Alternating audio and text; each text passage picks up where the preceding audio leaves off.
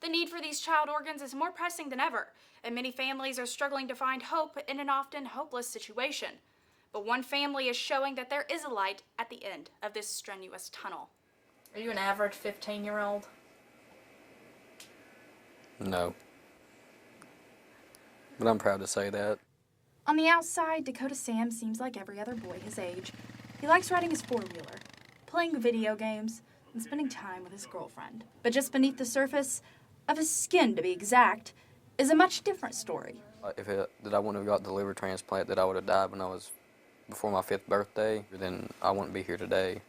It's been 11 years since Dakota has been on the operating table. Even though the scar is healed and the medications are gone, the memories are still too real. Hard to believe. It started in a bathtub when Dakota's father, Tommy, noticed he had a swollen stomach.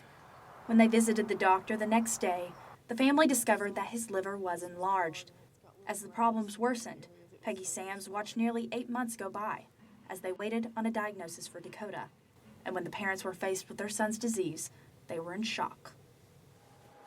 It was the type 4, which was the fatal. The one that we didn't want him to have. That's the one that it was.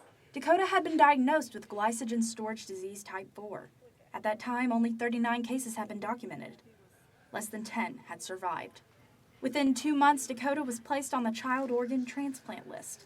What followed was 18 months of simply waiting. I didn't want him to have a transplant because it was final. There was no turning back.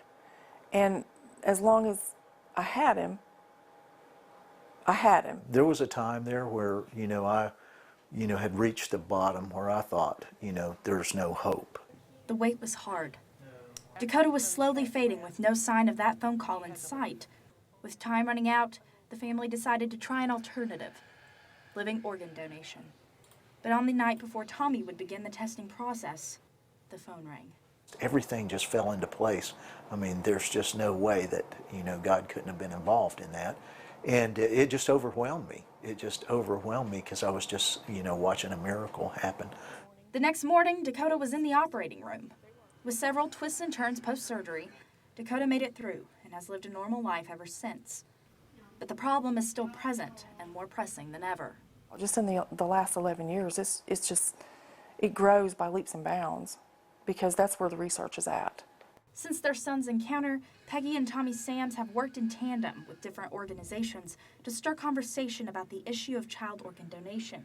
It's hard to get the word out, because it's something that you don't really hear about, but it's something also, too, that you don't really want to think about. You never know.